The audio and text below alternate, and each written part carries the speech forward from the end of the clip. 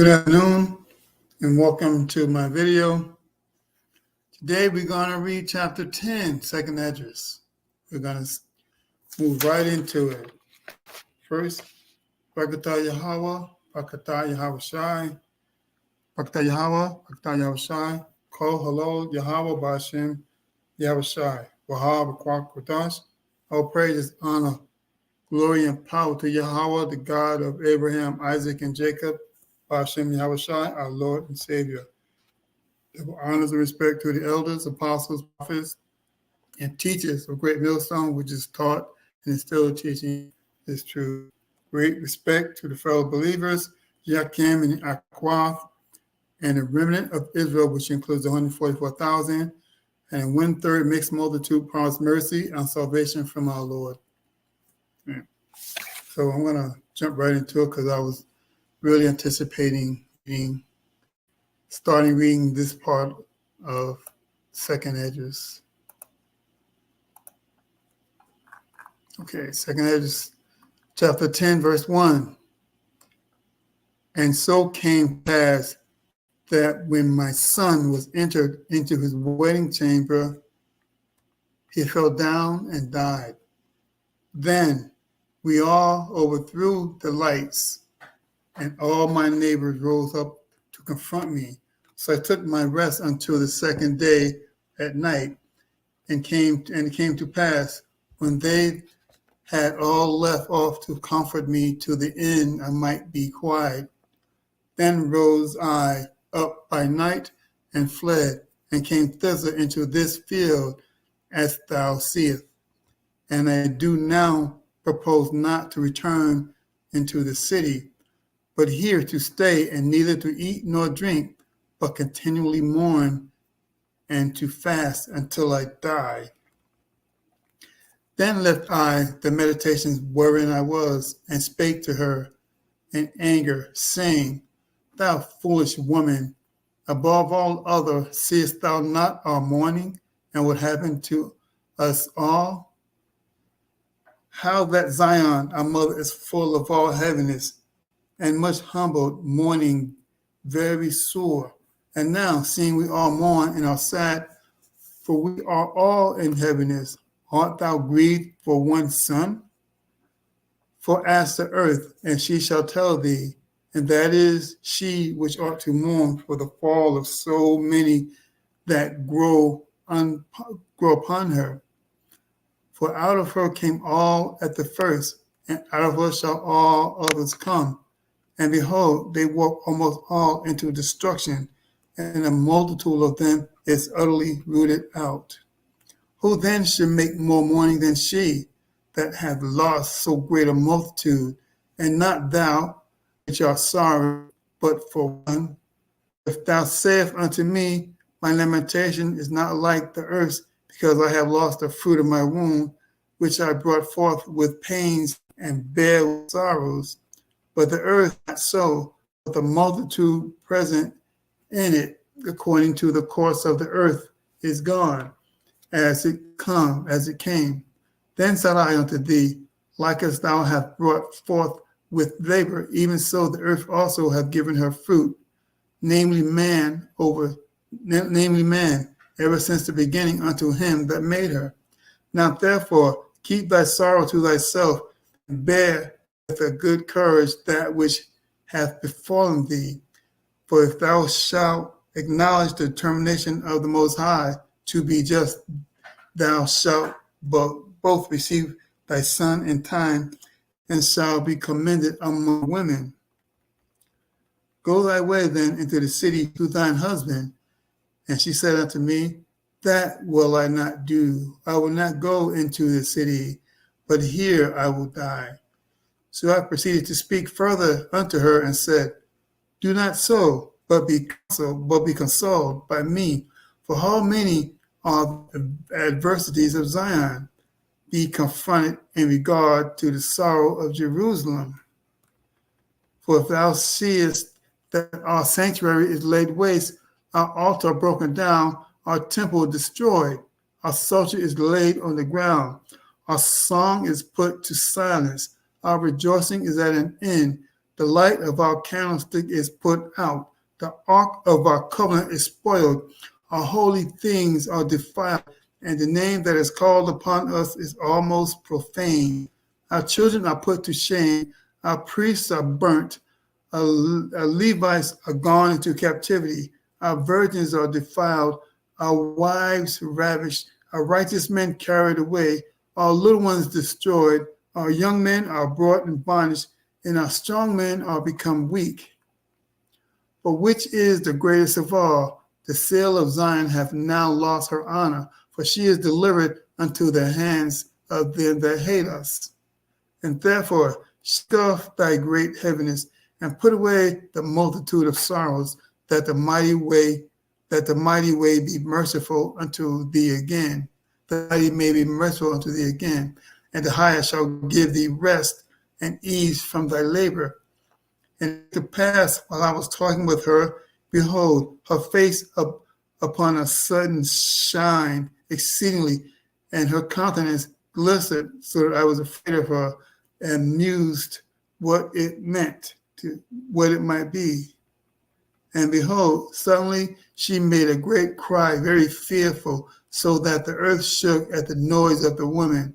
And I looked, and behold, the woman appeared unto me no more. But there was a city builded, and a large place shewed inside the foundations. Then I was afraid, and cried with a loud voice, and said, Where is Uriel the angel, who came unto me at the first? For he hath caused me to fall into many trances. Mine is turned into corruption, and my prayer to rebuke. And as I was speaking these words behind, he came unto me and looked upon me. And lo, I lay as one that had been dead, and mine understanding was taken from me. And he took me by the right hand, and comforted me, and set me upon my feet, and said unto me, What aileth thee, and why art thou so disquieted? And why is thine understanding troubled, and the thoughts of thine heart? And I said, Because thou hast forsaken me, and yet I did according to thy words, and went into the field, and lo, I have seen, and yet see, and that I am not able to express. And he said unto me, Stand up manfully, and I will advise thee.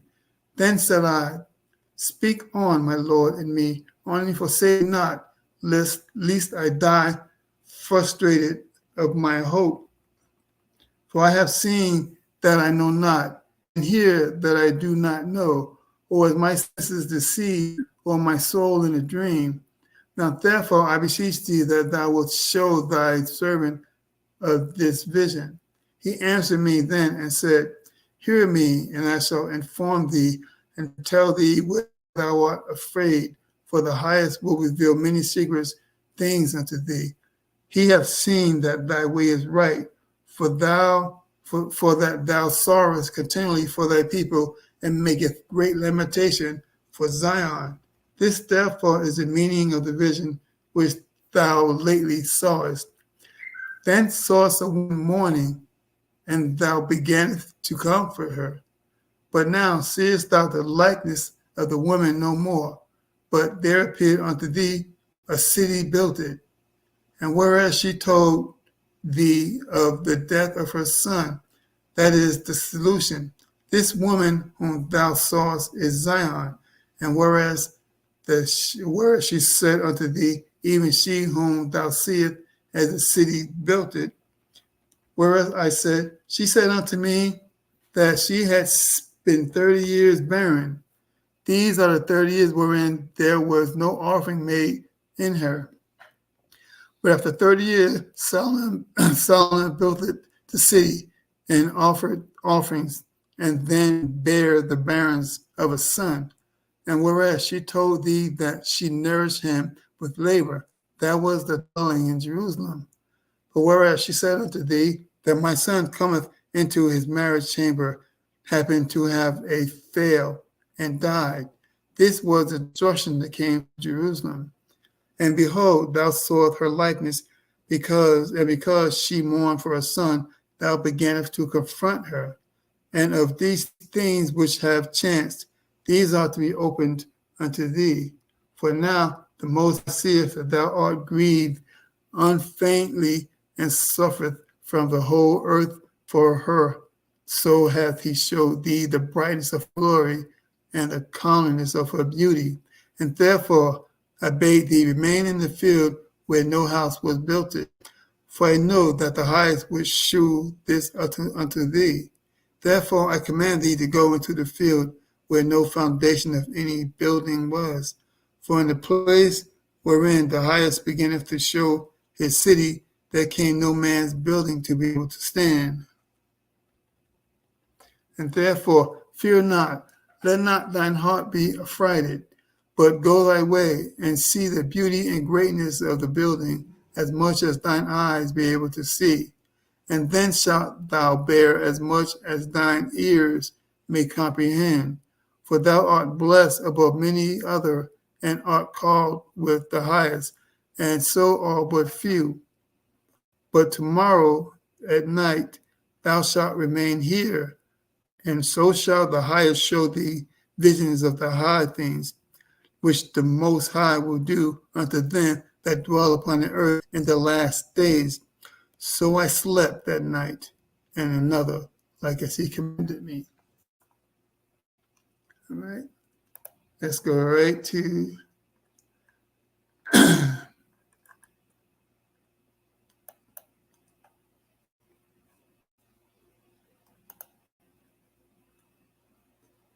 chapter 10.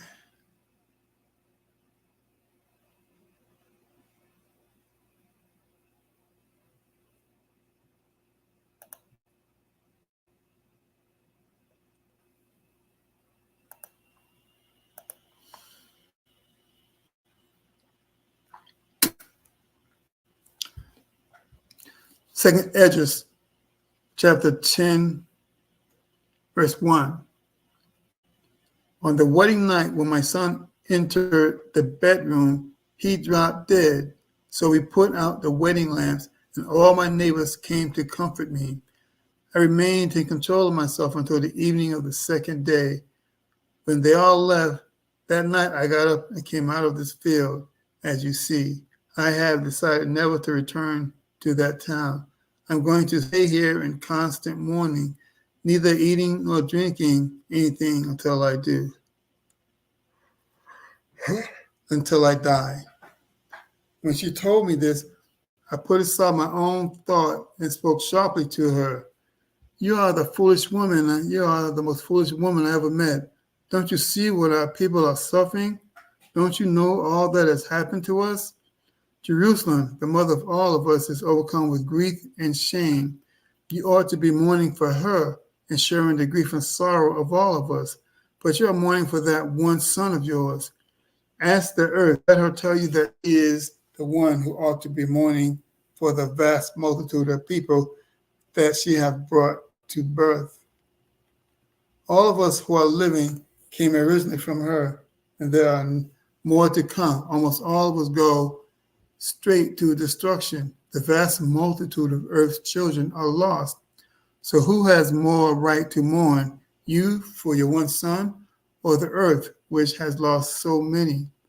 I know what you're thinking. You think that your sorrow is worse than the earth. You think that it is only natural for earth's multitude to live and die. You have lost your own flesh and blood, which you brought to birth with such trouble and pain. But let me tell you, from the time the Most High created the earth, she has suffered as much in producing human beings for the Most High as you did in childbirth. So keep your tears to yourself and be brave about what has happened to you. If you will accept the Most High's decision as just, you will get your son back at the right time, and you will receive the praise due a mother. Go back to the city and to your husband. No, she answered, I will never go back. I'm going to stay here and die. Don't do that, I continued.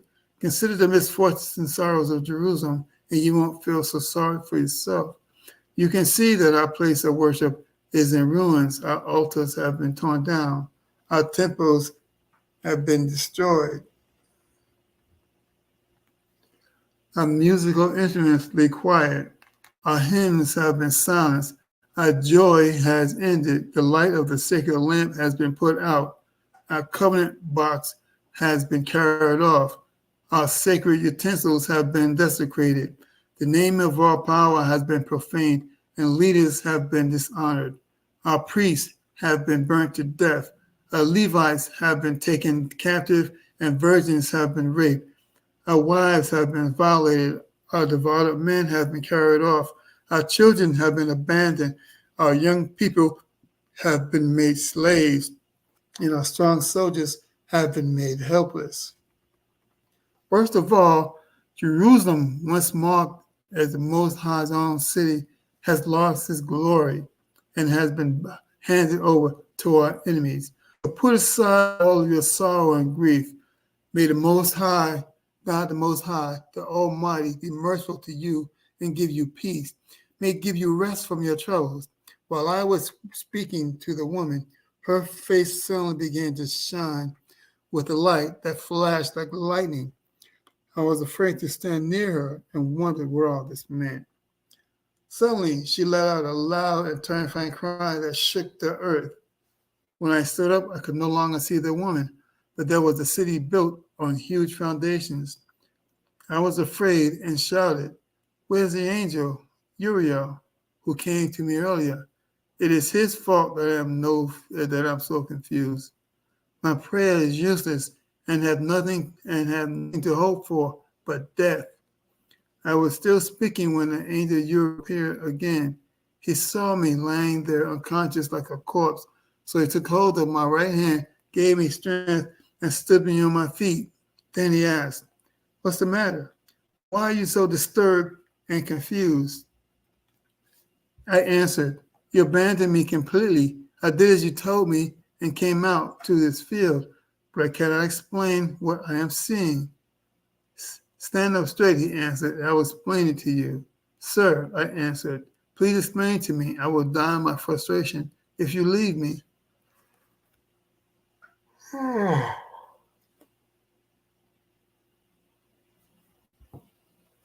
"For I cannot understand what I have seen and heard. Or is my mind playing tricks on me? And is this just a bad dream? I beg you, sir, tell me what this vision means." The angel said, "Listen closely, and I will explain the meaning of these things that you fear. God Most High has revealed many secrets to you, because he has seen that you have lived a righteous life and have always grieved and mourned for your people and for Jerusalem. This is what the vision means. A woman appeared to you a little while ago, and when you saw that she was mourning, you tried to console her. The woman told you about the death of her son, that she vanished from your sight, and the whole city appeared.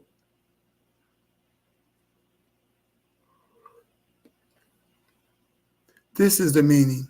The woman you saw is Jerusalem, which you now see as a completed city. When she told you that for 30 years she had no children, it meant that for 3,000 years no offerings had been made there. Then Solomon built the city, and sacrifices began to be offered there. At that time, the childless woman gives birth to her son. When she told you that she took great care in bringing the son up, that referred to the period when Jerusalem was inhabited. When she told you of the death of her son and his wedding day, that meant the destruction of Jerusalem. So in the vision, you saw how she mourned for her son, and you tried to console her for what had happened. This is what was to be revealed to you. When God the Most High saw that you were grieving for the one with all your heart and soul, he showed you all the glory and majestic beauty, which is why I told you to go and stay in the field. No one shall ever see you.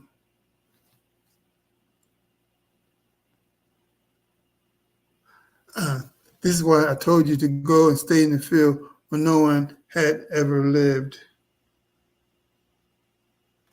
For I knew that God the Most High was going to show you these things. I told you to go through the field where no foundation had ever been built, because nothing built by human hands can stand in the place where the city of God Most High was about to be revealed. So don't be afraid. Go into this city and look at its beautiful, majestic buildings. See as much as you can. After that, you will hear as much as you can. You are more fortunate than most people, and only a few have the reputation with the Most High that you have. Remain here until tomorrow, and he will show you in dreams and visions what he plans to do for those who will be living on the earth in the last days. So I slept there that night, and the next thing, that night and the next, as I have been told. So that's 10. And it's getting more and more intricate as we go on. Notice the analogy between the woman and the woman, the woman and Israel. Israel is considered a commonly female to the Most High. The child is Jerusalem. Jerusalem was destroyed. So Israel. So the analogy of the Jerusalem fits what happened to her, because Jerusalem is Israel's child, you know. But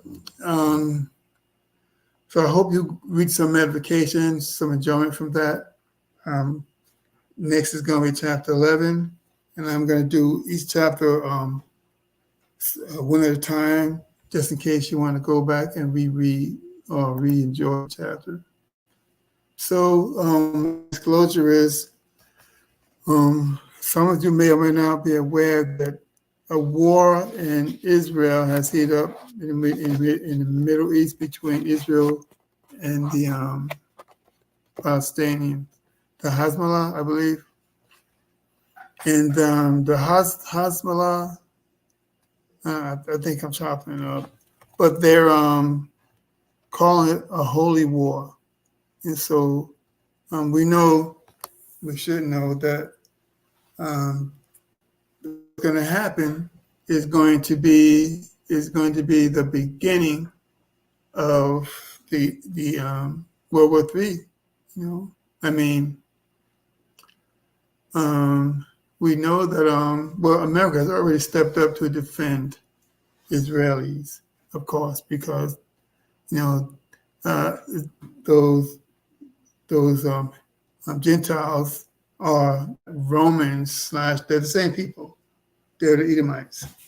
And we know that the Arab nations are more likely are going to side with the Hezbollah. I'm chopping it up. Iran has already stated, they had already mentioned that they're on the side of, the other Arabs, the Palestinians. So it's just a matter of time before all hell breaks loose, which is prophetic, which is exactly what's supposed to happen. I was talking with one of my fellow believer brother. He's not quite there, He believes, but he's not using the name of the Lord. So I don't know where he's at, but I'm not. I haven't given up on him, because who am I to give up on anybody? It's the Lord that's going to decide if he gives this individual the whole truth, But call him in. But he was telling me that his nephew, who's, I take it the way he was explaining, his nephew's a knucklehead. And so he was telling his nephew that he was telling his nephew that he should join the military. And he asked me what I think about that. And I told him, look at the prophecy. Anybody that's in the military, they're going to be wiped out.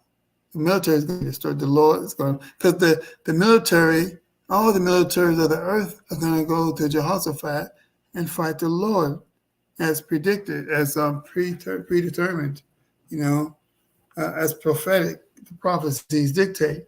So anybody that's in the military, you're going to be part of the beast. Because the one thing the beast is going to do is going to make you take all those shots, and it's going to make you take the chip.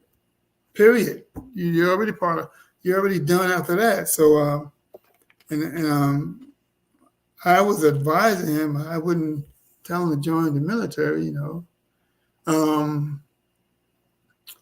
And his retort was the guy, he's going to end up going to jail, robbing stores and all kind of stuff like that, And my mind was I mean, I don't know, I guess I'd rather do that than have to take the chip in the military, because you're going to be punished through judgment.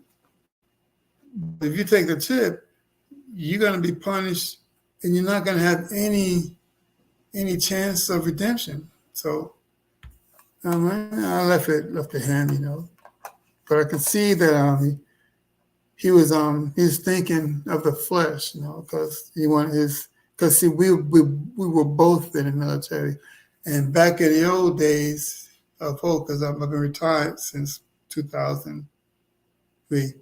So the different time to come in service, and I wasn't in this truth, and it was it wasn't. I mean, now you're gonna go fight for a nation that that we know who this nation is. We know the Great Babylon, and you're gonna go fight for the enemy with the enemy. So anyway. I advised him. I said, well, with me, I don't advise anybody going to the military. I used to, but I don't, not at all.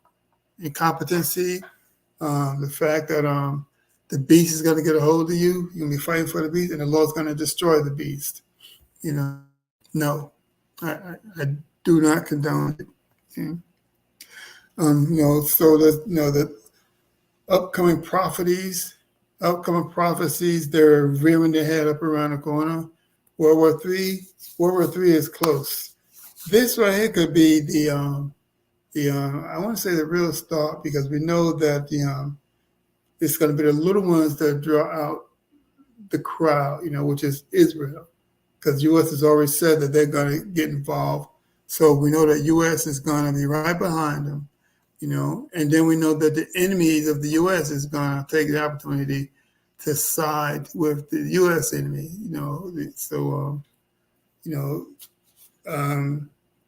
War III is right around the corner. The famine of the word, stand by for the famine of food, and RFID chip. Once RFID chip is implemented, then it's probably just everything probably just going to go in hyper speed.